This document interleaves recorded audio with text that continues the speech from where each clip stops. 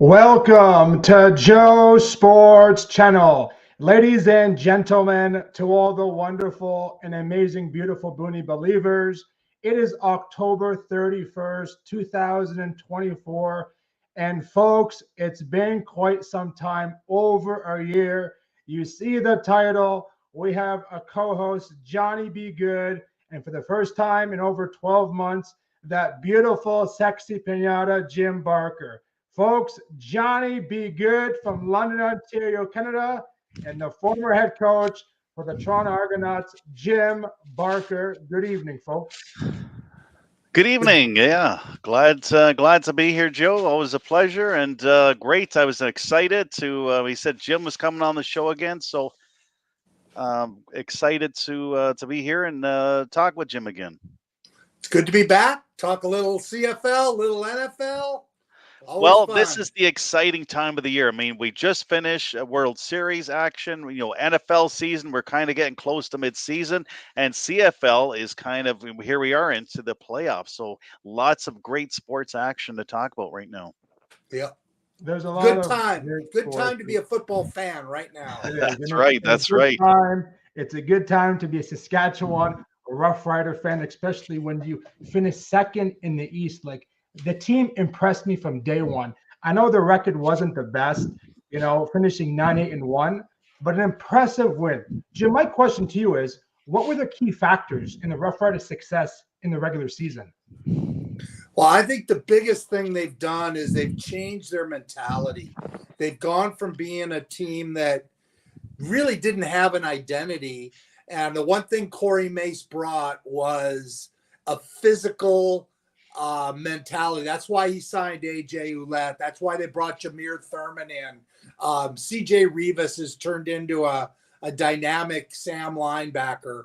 And then you throw, on the defensive front, they've had Lanier playing well, and Micah Johnson has had a outstanding year. Nice. And then on the offensive line, Logan Furland, I think I just voted for him to be the outstanding lineman. I think he's played all different positions, and he's kind of been the glue that's held that offensive line together. But again, AJ Ouellette's been hurt, but then they go out and get Rock Armstead, and he's a very physical back, similar to AJ.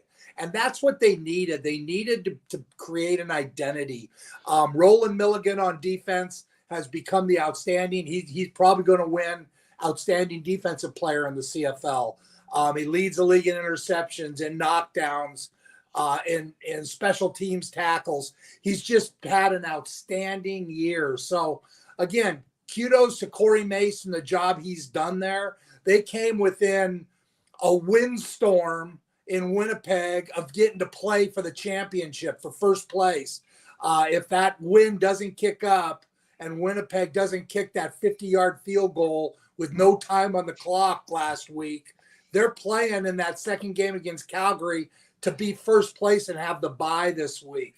So they have completely turned it around. They've got a real interesting game with the BC Lions this week, who are hosting the Grey Cup. So there's a lot of pressure on them. They went back to Vernon Adams, but again, that's going to be just another great matchup. So it's a fun time in the CFL right now, Joe. How do you assess the Rough Riders' chance against the BC Lions? Because I know earlier the Rough Riders beat the BC Lions. I have the facts right here, 39-8. So, the odds are there. Is Saskatchewan good enough to go back and win back-to-back games and have a chance against, the opposite team going forward? Well, I always believe this time of year, it's all about physicality.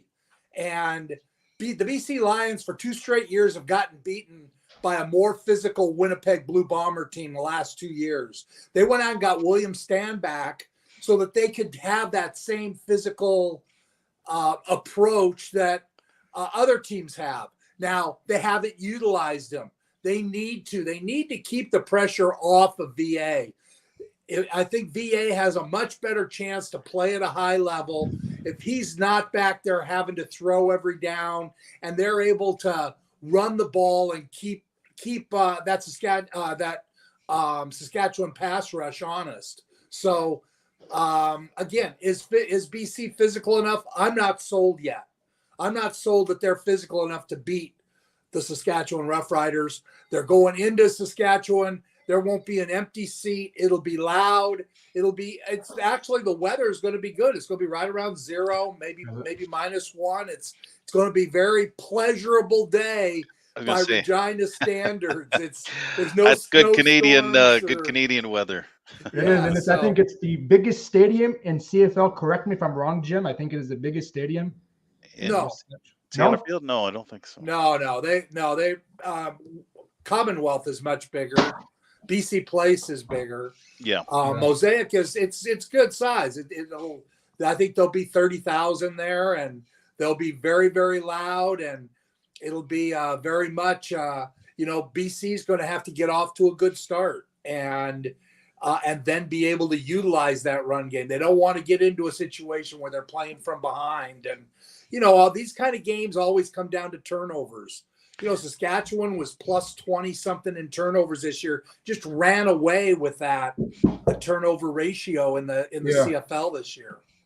I know, John, you're going to say something. Well, I was going to say the one thing I've liked about Winnipeg, I'm looking at, you're talking about physicality. So what came to mind for me was the Winnipeg run game. I've liked the physicality, and I think that's been the difference for them. They had a rough start, but Winnipeg's obviously turned the table, and now one of the favorites, to get back to the Grey Cup game. Yeah, it took them time. They have new offensive line. They lost Hardrick, Jamarcus Hardrick. They lost him to the Riders. He got hurt, unfortunately. But Lofton playing right tackle, that was an adjustment for Zach Collaros. He just never felt comfortable in the pocket in those first 3 or 4 games. I just felt him feeling squeezed and getting used to that new offensive line. And they've kind of fell into place real nicely. Lofton's playing great now. Stanley Bryant's back and playing well. Liam Dobson up front, and Kolinkowski has had a solid year. He's nothing that's great to look at. He's not the way they cut him out of when you say this is the perfect look for a center. Kolinkowski's too small, too squatty, too fat, and he's just a hell of a good football player. He plugs that hole. he came to us as a walk-on. I mean, really, we drafted maybe in the 7th round. Wow. Out of York University, and he's just turned into a fantastic player. I think he's an 8-year vet now, and you just watch him play, and he's kind of keeps that thing together. So, but you're right, they're with that offensive line intact and Zach getting some time. They get Oliveira going, and they're a tough team to beat because now all those intermediate throws they make to Dembski, the crossing routes to Dembski, and then they get Lawler one-on-one and just throw it up to him, and people can't cover him one-on-one. Keeps the defenses honest, right? So they can't pinch here, pinch there, because they're going to run the ball, they're going to pass the ball. So I think it makes them tough, and that was the difference that's made them better to get back to where they are and be, I think, one of the favorites. So I was also excited to see Ottawa, a team, I mean, they got off to a good start. I mean, traditionally, we've watched them struggle year after year and been one of the basement teams. But for them to be in a playoff, I'm kind of excited for the organization, to get out of that basement to, hey, we're competing now. I don't know if how well they're going to do against Toronto, on the weekend, but they're plus 6.5. So the odds are crazy. But just for them, I think for them to get to where they are, where, hey, we're competing, we're in a playoff spot, I think is good. For them, for years they've struggled in the basement. So that's true. They were 8-3-1 at one point, and then lost 6 in a row.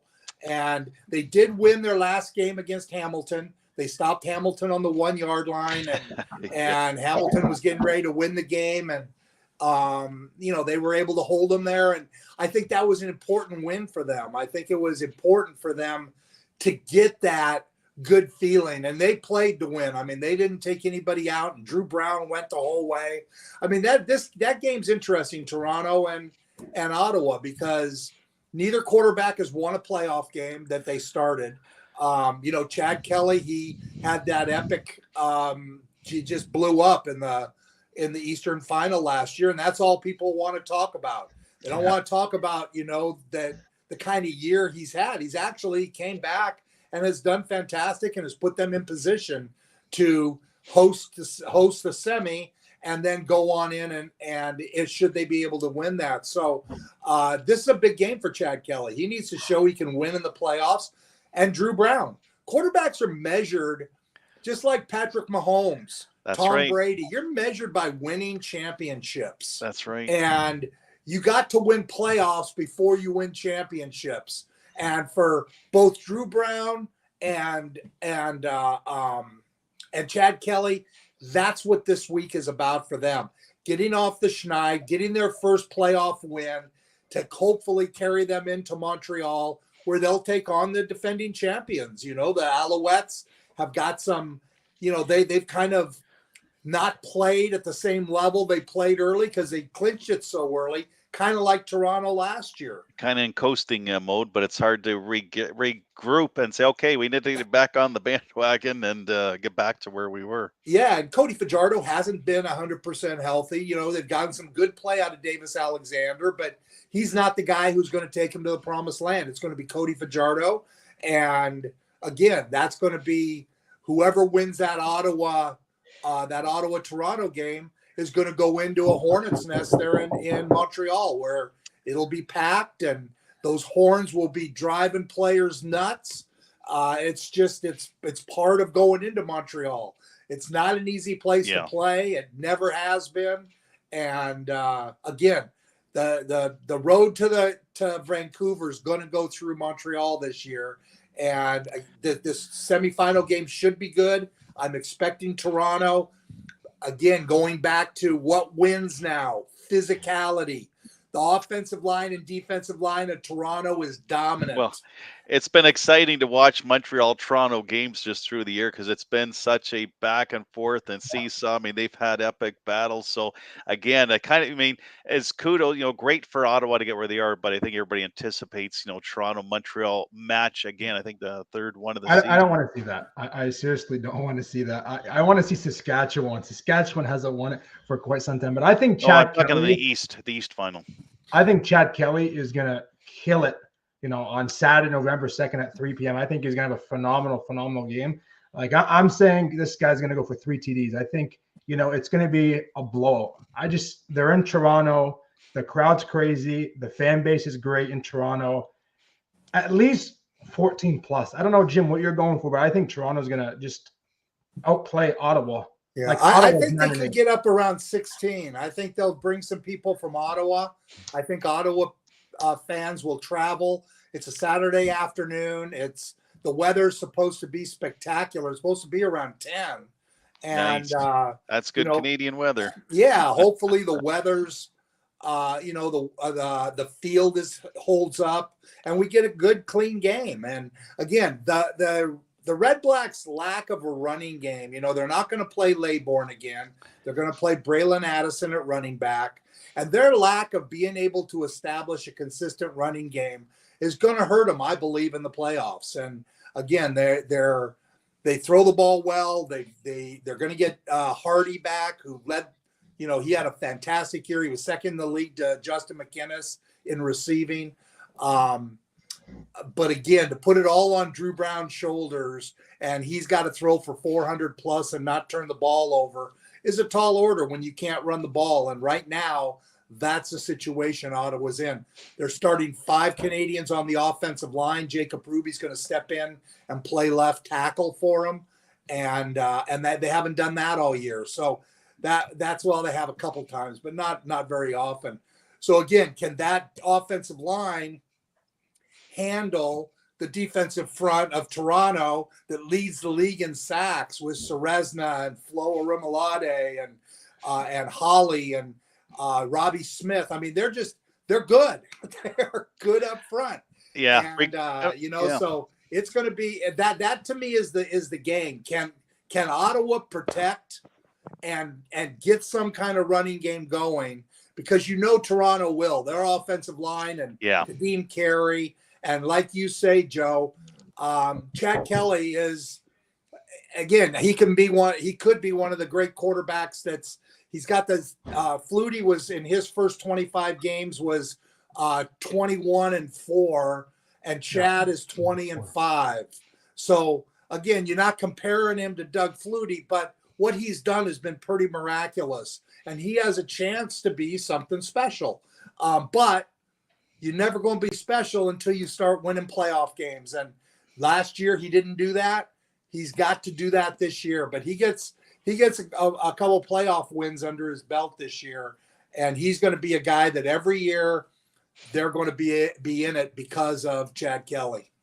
Where do you put Chad Kelly top 10 right now? Do you put him in the top 10 category right now? Quarterbacks in the CFL? In the CFL? Yes.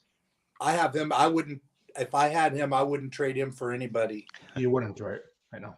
Physically, I wouldn't. I think physically he does things nobody else can do. And again, I think Bo Levi had a fantastic year. He was the nominee for the MVP. Yeah, almost felt bad for Hamilton. They just seemed to not quite get on track, and it's strange to see them not in the playoff spot. They were close, but not quite there. Struggled this year. What about Calgary? Calgary is the one that shocked. Every year you see them in the championship game, or at least in the semis. Like, that team surprised me. Well, 2005, I had been the head coach in 3, and then Matt Dunnigan came in 4, and they were owned by a guy who was a box. He bought the team so his kid could play quarterback. In 2005, never usually works. Oh no, it doesn't. And then when you fire that guy, you get fired, as I did in 2003. But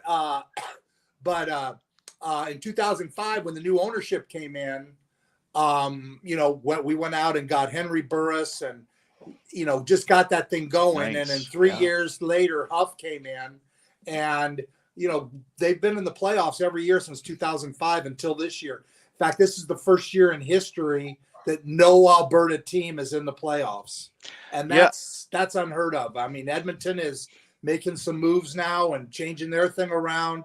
They've been down for a few years, but the Calgary Stampeders to have this kind of year was shocking to the entire league, and what they do at quarterback is going to be, they made a decision a few years ago. John Huffnagel and Dave Dickinson, 2 quarterback gurus, made a decision to let Bo Levi go and play Jake Mayer.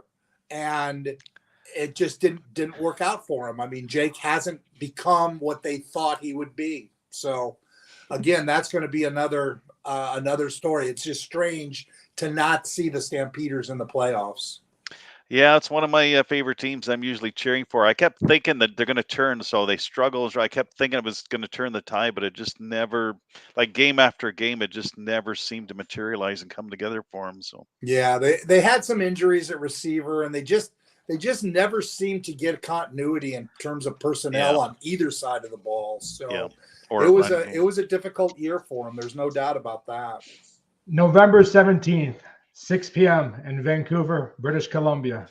Who are you picking, Jim? Who's going to the Grey Cup? I'm picking Toronto. Actually, I think that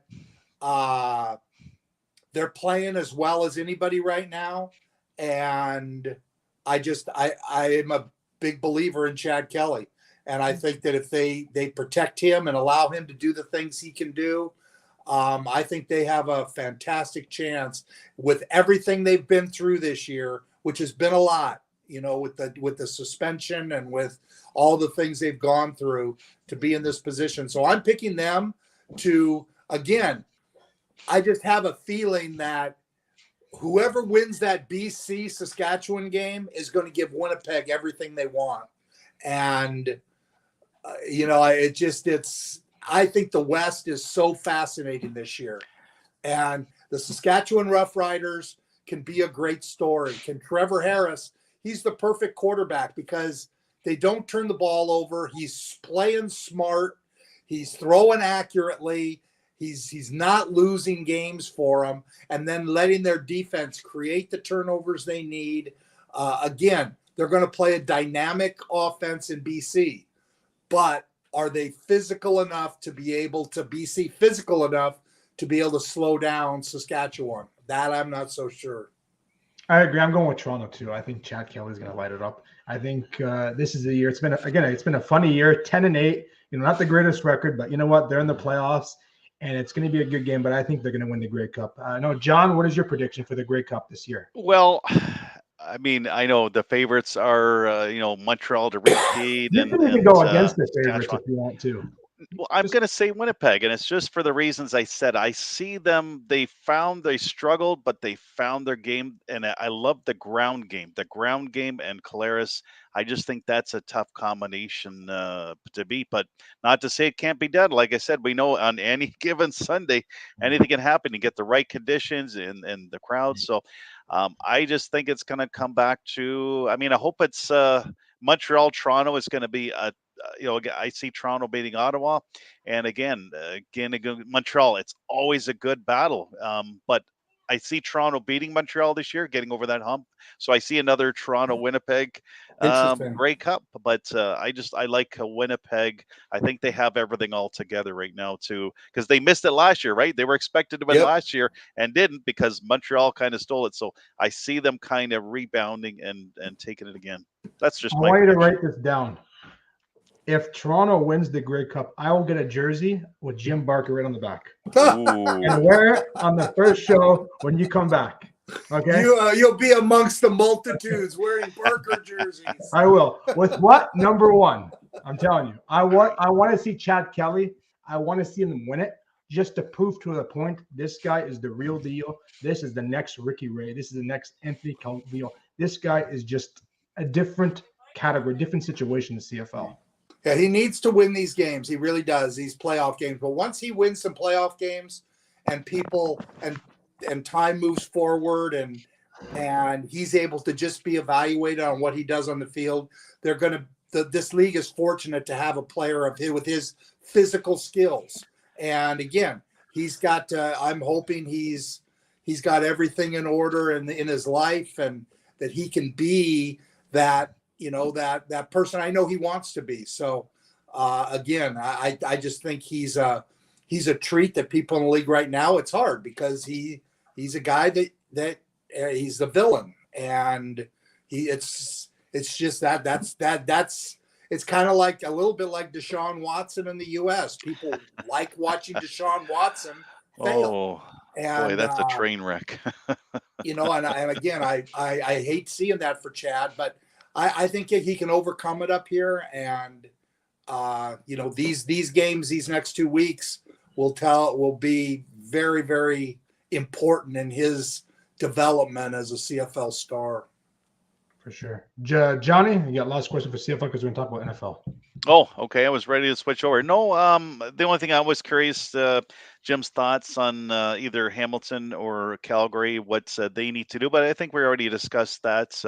Said Calgary maybe needs to figure out the ground game and settle on a quarterback. But I think they can get back to things again next year. Well, it always comes down to quarterback. When you don't make the playoffs, it comes down to quarterback. Now, Edmonton's an interesting situation because they have Trey Ford.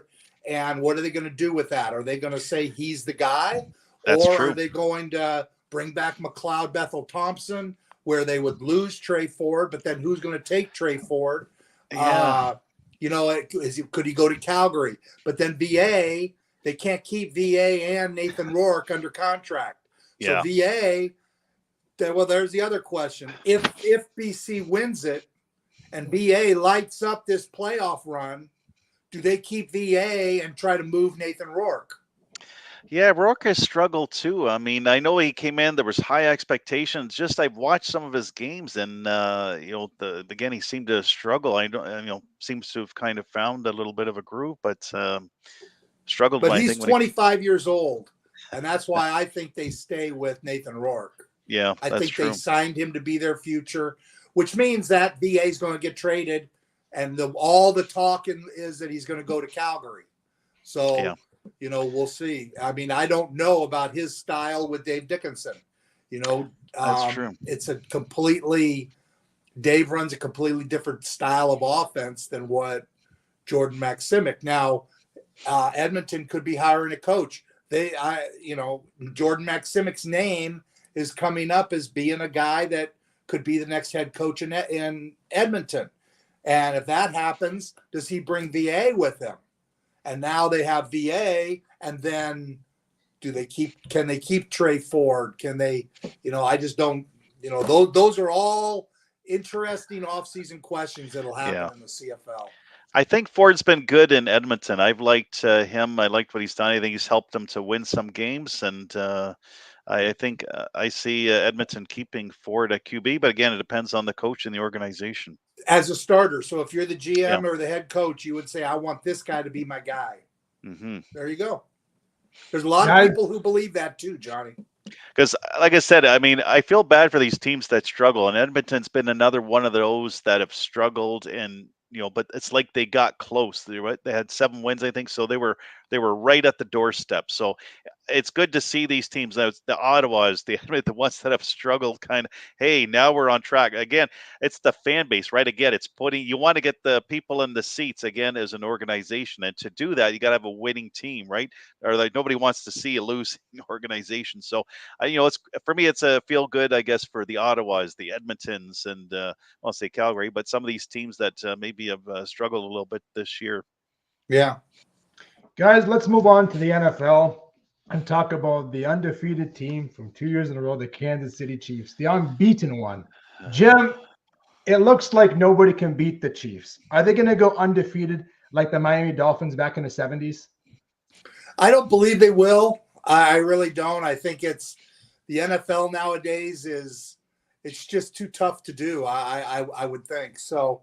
I don't see them going undefeated, but again, they're going to be I believe they'll be the top seed out of the AFC, and I think Buffalo's going to give them a run. I think Houston Texans, continue to improve, and CJ Stroud. Again, it's. I think the Chiefs obviously are the team to beat, but to think they're going to go undefeated, I don't see that. I just think it's too tough of a league. I just look at Kansas City, and no matter what, if Mahomes loses one of the best receivers, he always gains something. He's not having the greatest season either. The interceptions are showing. The TDs are showing. Kelsey's not playing great. But it's these guys that are coming up with the fourth quarter. And I look at Kansas City, and I say to myself, who is the team that can beat them? And I'm going to say one, and you might be shocked for me to say this. Russell Wilson and the Pittsburgh Steelers. That team has just changed after last year, that disaster, loss in the wild card game in Buffalo, New York, when Josh Allen dismantled them.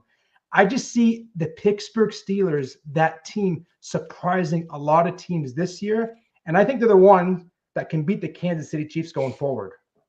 Yeah, I just worry about their big play ability. I just don't.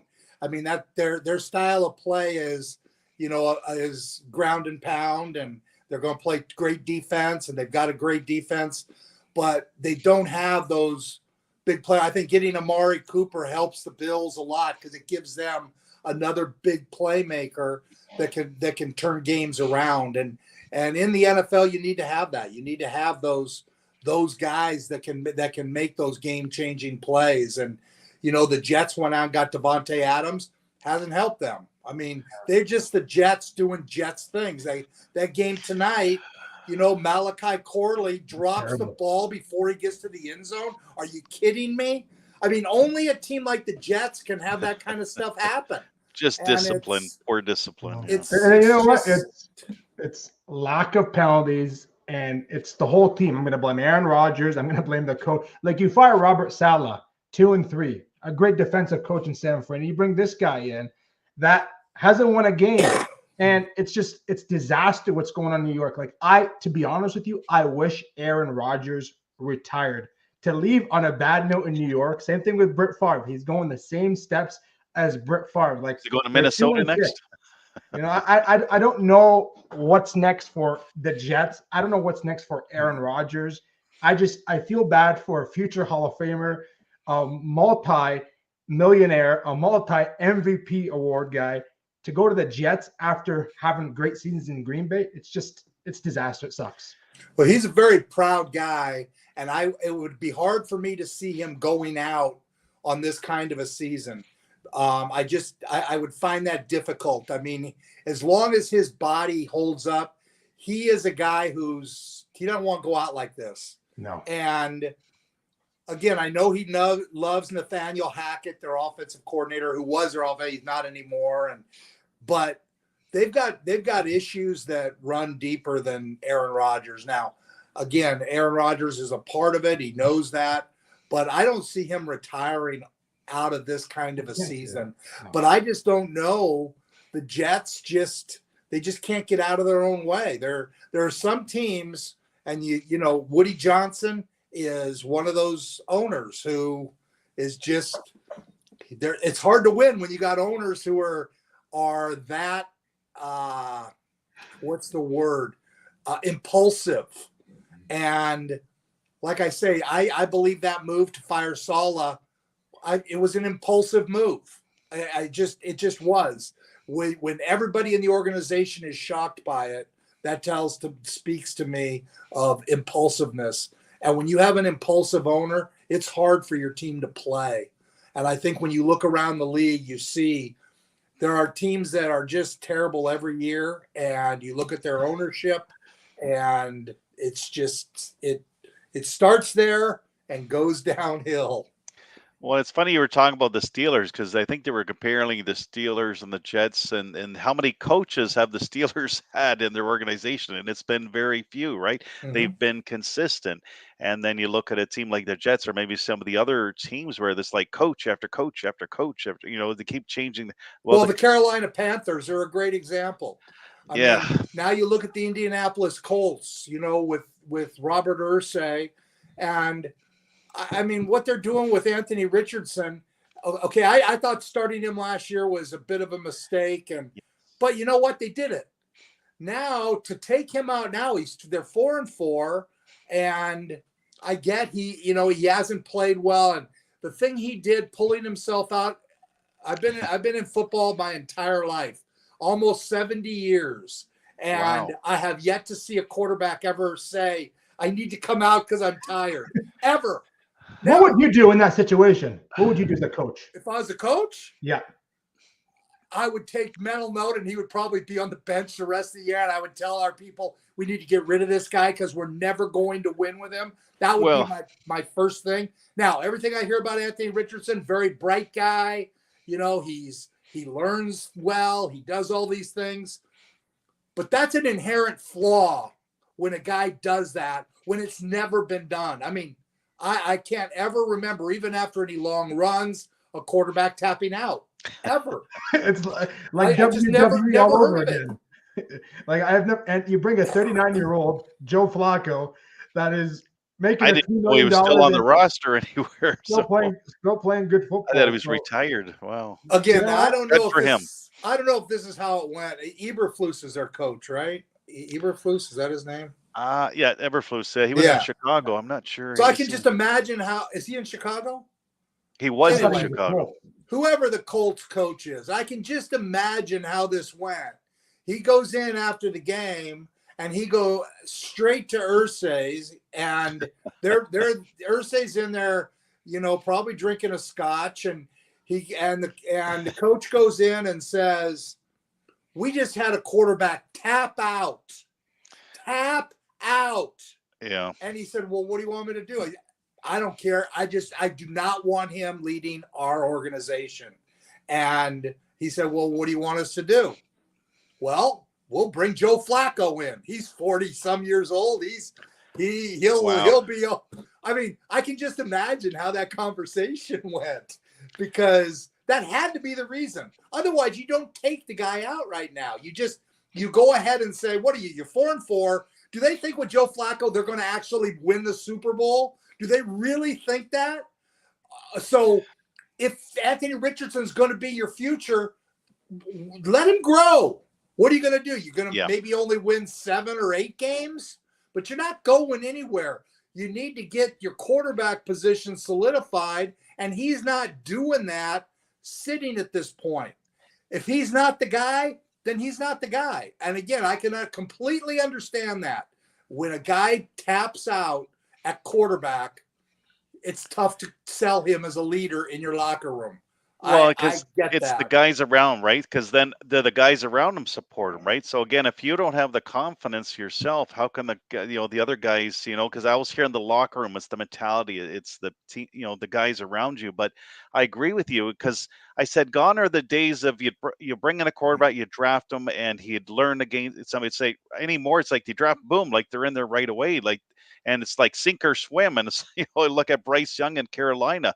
Does he have a good organization to learn from, or do they need somebody for him to learn from behind? And same with Richardson. Like Flacco, I think would be maybe a good role model for him to learn some skills behind. But so I said, it's tough. Every organization is different. But I was just listening to a conversation, like I said a couple weeks ago. They said, gone are the days of the quarterback being drafted and sitting behind somebody Right. like a Drew Brees or whoever. Hey, I'm going to learn from this guy, and then I'm going to be put in. It's like they're throwing it to the fire right away.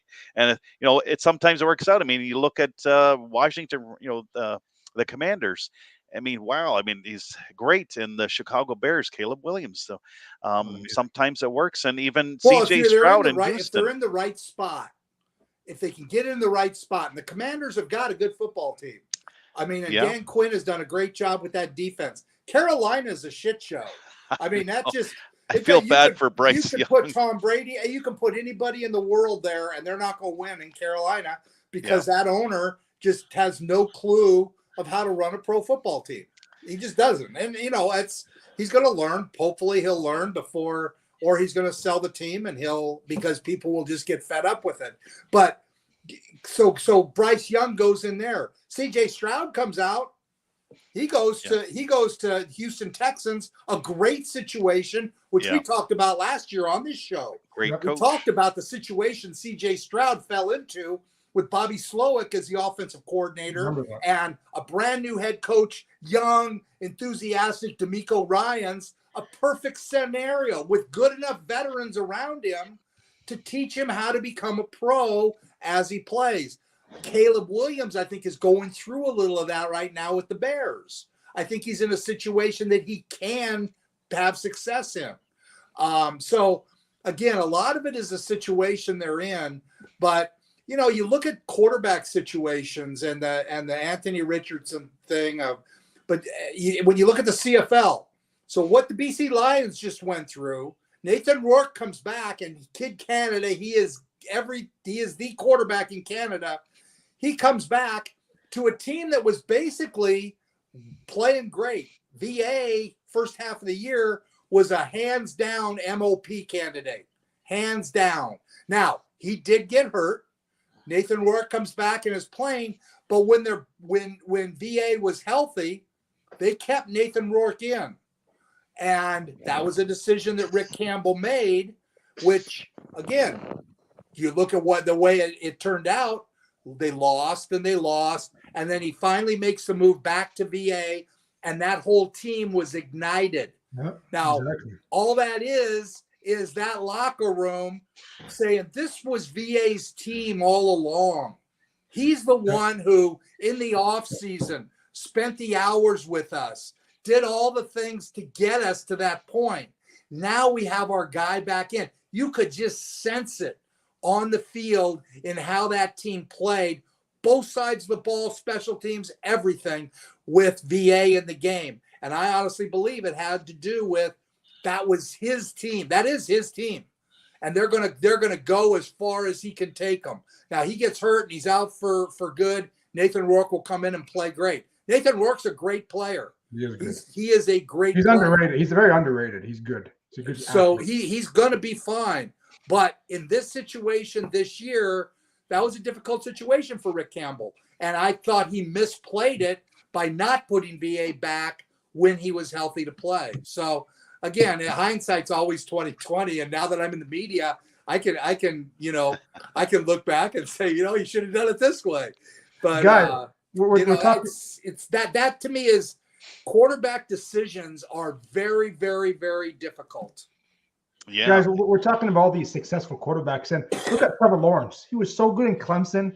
He comes to Jacksonville, not the greatest organization, and just it's a shit show there. Unfortunately, I'm sorry to say. Doug Peterson's a good coach. That's why I don't think he's a good coach. I really don't think he's a good coach.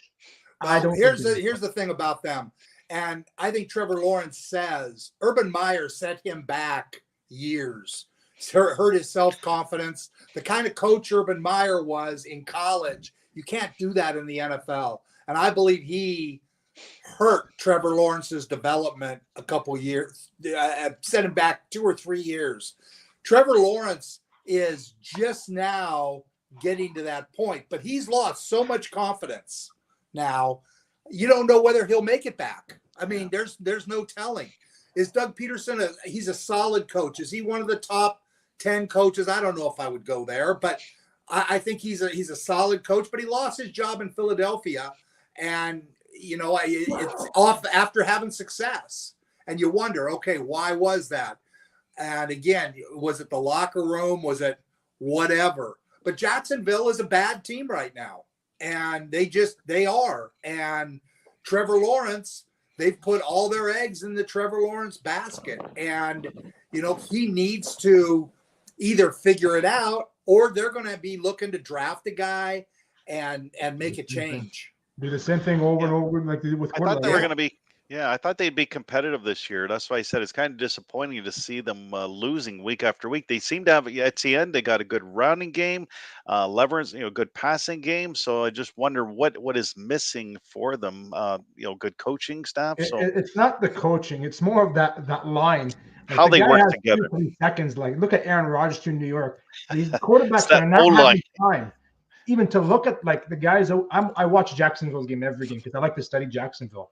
Okay. Mm-hmm. And I remember Blake Borders. Blake Borders, he was okay. He had time. Trevor Lawrence does not have time in the pocket. And the guy is going to get eventually seriously hurt. If not, could be a career ending. Like, I feel bad for the guy. I really do. Yeah, I don't know about that. That's kind of where Rodgers is at too. He plays let's not compare Aaron Rodgers to Trevor Lawrence, okay? No, I didn't mean that. I meant the O-line protecting. Oh, the right? O-line, So yeah, Rodgers, exactly he struggles. I mean, he's got. One thing I liked with Mahomes is he gets rid of the. I mean, it's 3 seconds in his hand. There's not too many times where he's going to tuck and roll. But when they were playing San Fran a few weeks ago, I mean, they had no time to get to him. By the time they got to him, the ball was gone. I mean, it was 3 seconds. I think it was out of his hand. It was boom and gone. So, well, a lot of that is scheme, and not necessarily. Offensive lines take a lot of heat, but. It's like I had Tommy Maddox in the XFL, and he spent his first 8 years in the NFL with Dan Reeves, who ran that same style of offense San Francisco runs with the play action where you've got to sit back for a while. And Tommy just didn't have the skill set to play in that. He needed to be in a quick fire type of ball where he could get the ball and get it out of his hand. Yeah. So quarterbacks have to be in systems that work for them. That's true. And Trevor Lawrence, I never felt, like I say, I don't know what Urban Meyer's system was back when he was there. But you figure that's 2 wasted years for Trevor Lawrence. And then, now Doug Peterson comes in, puts a completely different scheme in. And again, I'm trying to figure out what that is. And also, I don't know what Trevor Lawrence is good at. I mean, I really don't. I don't know that you can look at CJ Stroud and you can say, that guy can be a pocket passer. That guy can be a guy who can throw on the run. You look at Mahomes, same thing. He moves well in the pocket. He can be a pocket passer, but he can also move. You look at Aaron Rodgers, that's not him. He's got to be in the pocket. And you watch these guys. Trevor Lawrence is a guy, I think he's got to be out on the edge and running around. Whether he wants to do that or not, I don't know, because I don't even know who their backup quarterback is now, because CJ Beathard is gone and Nathan Rourke is gone. So I don't know who's there now, but that's a problem in Jacksonville is the quarterback situation.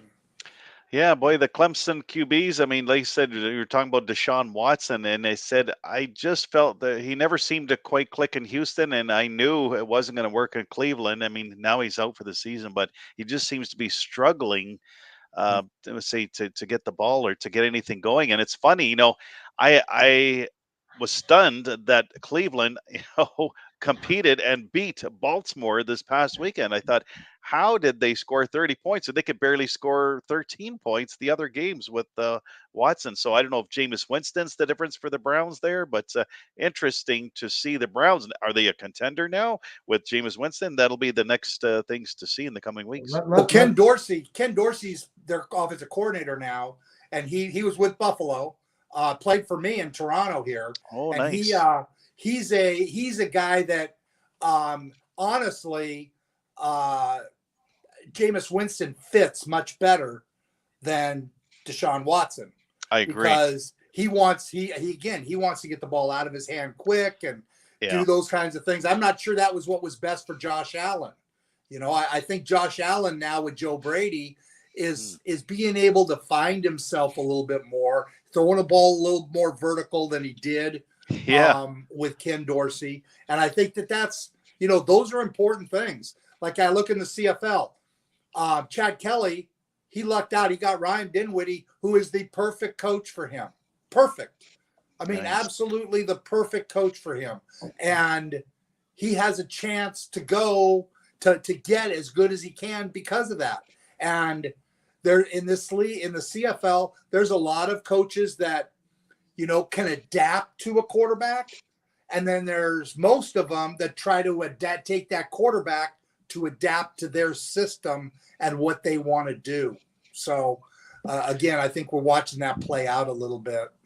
I'm curious, talking about quarterbacks, I was curious, what do you think the Dolphins do moving forward? I mean, Tua's back in. Is he consistent? Do they need to draft a new QB? Well, there's no doubt they need they need somebody behind Tua. I mean, he's like Zach Caleros. He's a hit away, and I'm surprised he's playing. I was kind of hoping maybe he would not play again after that, that last hit, but is he going to retire? That's the big question. But no question, they're going to need to look for somebody. I thought White might be okay behind him, but they got rid of him too. He's in Buffalo. No, without Tua, they stink. I mean, they have no chance to win a game. So if Tua's out, do not bet on the Miami Dolphins. They don't believe they can win. You can see it. You can see it in the way that they are on the field. So, like I say, with Tua out there, they can beat anybody. But without him, that's a big statement. That's a big statement. It is. I mean, Tua can be anybody. You're saying he can. Yeah. When he's 100%. I needed him to beat Arizona, but it didn't happen. Well, we got a few minutes left. I want to talk about the game of the week. 4:25 Sunday. The Packers against the Detroit Lions. That's for the division lead. Again, you look at Jordan Love, an impressive win last week. They've been playing really good football. They started 1-2, and they've been winning, the last 5 out of their 6 games. So I'm very impressed by the Green Bay Packers. But Detroit and Dan Campbell, they're a dangerous organization. This team is good enough to go to the Super Bowl. What are your odds on the Packers and Lions in Green Bay, Wisconsin? Well, it's a great game to look forward to. There's no doubt about that. I think the Lions are a lead team to go because they run the ball well. They have Montgomery who's a power runner, and then they have Jahmyr Gibbs who can break a game open. They've got Jamison Williams who can at any time take a pass and be gone. They've got enough big play people that you worry about it, and then they got Brown, Armand Brown. I'm on St. Brown, St. Brown. He hit the USC receiver. That's what I call him, the USC receiver, because I can never remember St. Brown, his last name. But he's solid, can catch the ball anywhere. Their team is so well-rounded, and their offensive line is solid for the first time. They've got their secondary in order. They went out in free agency and in the draft, and they made that secondary better. I think the Detroit Lions are as good a team as there is out there. Jared Goff is solid. He's never going to be a top 5 quarterback, but he's that guy who can win. He can win a Super Bowl. I really believe that, surrounded by the right people. And in Detroit, I think they have the right people. I think they have the right coach for that situation. Green Bay, Jordan Love is seems to get better every week. I wasn't high on him last year. I've learned that he's much better than I thought he was. He can do a lot of things. But I like the Lions a lot. Is that game in Green Bay? It's in Green Bay. Yeah, we're playing in Green Bay. If it's in Green Bay, I think that it's going to be a tough call for Detroit to go into Green Bay. Going into Green Bay is like going into Mosaic Field for teams going into Montreal. Those are tough places to go in and play. Green Bay, Lambeau Field is tough, and so I think that's going to be tough. But I think Detroit matches up really well with Green Bay. I think it's going to be hard for them to throw the ball like they've been throwing the ball.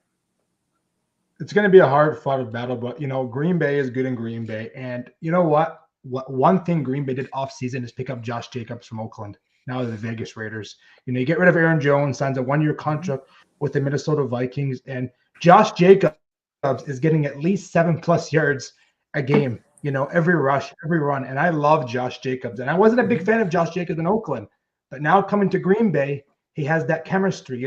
We have our coach, we have a team. We finally have a team to go far into the playoffs. Even Tony Romo, the CBS reporter, the commentator, said the Packers are good enough to be Super Bowl contenders. So that's scary to say, and we're still rebuilding. So Josh Jacobs, Jordan Love, the team behind the Packers, we got some good, Well, Jordan Love makes Josh Jacobs better than any of the slaps he had playing quarterback in Oakland and with the Raiders. I mean, he was playing with quarterbacks that shouldn't have been. Garoppolo was injured, but now Josh Jacobs, the pressure's off of him, and he can actually do the things he does because if they're focusing on him, Jordan Love is going to beat the heck out of him throwing the ball. The Raiders didn't have that guy. So I think that helps Josh Jacobs. And Josh Jacobs helps Jordan Love because they can't focus totally on him or Josh Jacobs is going to gash him. And he can take it anytime for a big play. So that's what you want to have, at that position. Can he stay healthy? That's a big question to me is, can he stay healthy? Because he hasn't. And before I let you go, the only thing I don't like about was not Jim Barker, is Jordan Love takes a lot of risks. And I know he's still young; he's still a young quarterback, but he takes a lot of risks. With the fourth quarter against Minnesota, had that opportunity at the end and picked it off twice, 2 interceptions or 3 interceptions that game. So I think he needs to just relax. He has that big contract, the highest paid quarterback in the NFL. I thought it was pretty ridiculous. These guys are getting paid. Look at Dak Prescott. He's not even worth $5 million right now as a Cowboy. He's worth $2.2 million. I'd have Chad Kelly right now starting for the Dallas Cowboys than Dak Prescott. I'm being honest. Chad Kelly would win that winning position over Dak Prescott. So he takes a lot of risks, but at the same time, he's still a young quarterback, and I think Green Bay has a good future with him. Yeah, I agree with you. I think he's going to just continue to get better. I like the coach he has. I think LaFleur is a really good coach for Jordan Love. The Dallas thing, it's just a countdown till Bill Belichick becomes the new coach. I mean, it's going to happen. You think he'll come back? Huh? You think he'll come back? He will wreck his legacy. He will wreck his legacy. No, he won't. I mean, Parcells went there. Parcells didn't do anything to his legacy. It's Belichick wants one more chance. What if he goes in there and gets that defense playing decently and they don't stop turning the ball over, which Belichick teams will do because he will not allow them to turn the ball over. So he goes in there and he wins, and then what does that do for his legacy? Yeah, I'm just happy with things the way they are. I hope the Cowboys keep things the way they are. I love the way they're playing. I love the coaching. I love the quarterbacks. They are doing awesome. Yeah, you would. As a 49er fan, you are all in on my least favorite team. Sorry, the Cowboys. Yeah. That Dak Prescott contract he's been awful since he signed it, and I hope they keep him for a long time. Yeah, way it goes. Quick update on the coaches. I was going to say, Matt Eberflus is the coach of the Chicago Bears, and who's the one of the Colts? The Colts is Shane Steichen or Steichen? Oh, okay, yeah, Shane Shane Steichen, the kid and from Philadelphia. Gus Bradley is the defensive coordinator. Yeah, I did a little bit of Okay. research while we were talking, but yeah, Shane. I appreciate that. Steichen. So Yeah. I'm not familiar with him, but again, seems like seems to be Well, doing a good job. Shane Steichen was behind a lot of the things they were, doing in Philadelphia with Hurts. That's right. And you think you would ever see Jalen Hurts tap out? No. It's the competitiveness, right? But I guess to me, what does that say to your locker room? Well, if you're the guy and you're the leader, to me, the quarterback is the leader on the field. Yes. You're saying, you know what? I'm just going to mail it in. So what does that do for the confidence of the team? I mean, I think as a coach, you have to say, okay, we got to tap out because, I know the Jets just went ahead, but you have to tap out and say, okay, you know what? Take a seat. Let's, the veteran go to work and do his thing. Maybe you can learn a thing or two, and I'll try to mold you in the meantime. But because I think you can't say, okay, we're just going to get rid of him. Who's going to want him? I mean, at that point. So, yeah, I think you've got to kind of build his confidence back up, and hopefully you can develop him still. I mean, but I just think it's a mistake to throw these young guys out under the bus and throw them out, without giving them a chance to develop. Well, yeah, but they have nobody to develop him. I mean, yeah. I mean, they really don't. I mean, I guarantee you, Shane Steichen went there and figured he's going to do with him what they did with Jalen Hurts, and that Anthony Richardson can do those kinds of things. What you don't know is he that guy who's going to tap out, because that to me just speaks volume. I'll never be able to get over it. I'll never be able to get over it that the guy actually did that. I don't care how tired he is. I've seen quarterbacks get knocked silly, stand up and act like they're okay so they don't get taken out of the game. And that's the kind of leader, because the guys will they say, wow, he's hurt, so that's the kind of guy they'll rally behind, right? Because again, you are the leader, you're the captain of the team, and you're saying, I'm just going to tap out. What does that do for the confidence of the team? That's no captain. That's no leader. That's no it's captain. not a lead, right? So again, you're the leader, you're the field general, and you're saying, you know what? Yeah, I'm done. So everybody else is, well, if you're done, I guess we're done, right? It's like going into a ring, like Undertaker tapping out. I quit. That's it. The streak's over. That's it. We're done. Go home. Everybody go home. Well, I think they have to go to Flacco or Sam Ellinger. What'd you say, Joe? Flacco, the starting quarterback. He's the starting quarterback from now to the end of the season. They confirmed that. He'll be it. Yep. And they'll be. And I just gotta say, I promise you, Jim. They'll end up like 8-9, 7-9, something like that. 7-9, whatever. They play 16 games, maybe 17. I don't know. 17. Yeah, it's an 18 game with a bye week, so 17. Yeah. Anyway, the bet is on. I promise you, if Toronto wins, I get that jersey number 1. There you go. The first one on the show. There you go. Well, Joe and I were saying we'd love to come down to the TSN. The first studio. person in history since my daughter was 10 and she's 40 now to wear a Barker jersey to a game. So I said we'd love to come down to the studio. I have one final question for you, Jim. Uh-huh. Would it be possible if we could ever come down for a studio, like a studio at TSN in the near future? Well, yeah, but I'm not back in there anymore now because I'm on the road. I'm going to be on the road in Montreal and then in Vancouver.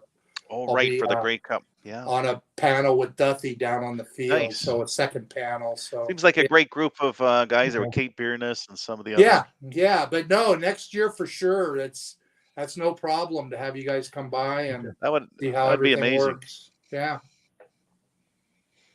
Very good. For sure. Jim, I had a blast. Johnny, I had a blast. Let's do it again soon in a couple of weeks and see Toronto winning that Grey Cup. All right, no man. problem. Jim Barker. We'll see. So the bets are Toronto, and I got Winnipeg. We'll see how it plays out. See how it happens. I'll see you guys later. Have a great day. Thanks, Jim. Bye. Bye. Jim Barker, TSN reporter. Thank you for coming on the Joe Sports Channel. Folks, I got to go. I got to run. There's a couple minutes left. I just want to see the chat. We got Ingen here saying, Joe Booni, great show. I mean, what else is he saying? He has a lot of things. 100%. Hi, everybody. 100%. Jim BT is honored to be in the chat. I love it. Amen to Johnny Be Good. Amen to Joe frickin' Booni. Whatever offense line take the heat, it's because the defense falls behind too. Thank you, Ing. And Johnny, it's always good to have you, my friend. I got to run. I have All right. Yeah, no worries. do. Yeah, I got to check in on my kids here, but have a great night. Happy Halloween or belated. And Ing, thanks for tuning in, and we'll look forward to doing more shows. Who's our next guest coming up? We got Tony Ambrosio on Monday, 7 p.m. Eastern time, All the right. morning. At least. Tune in, boys. Have a good night. Thank you. And last thing, don't ever wear that jersey on my show. I'm just kidding. Love you, buddy. Take care. Yo, go 49. Look for that Packers and 49ers game in December. Thanks, Johnny. Have a good night. And folks, I love you guys. I'll see you Monday. I'll see you Wednesday. And we'll talk very soon. God bless you. Packers, Lions, 425 on Sunday. We got Tom Brady as a broadcaster commentator. God bless you guys. And we'll see you guys very soon.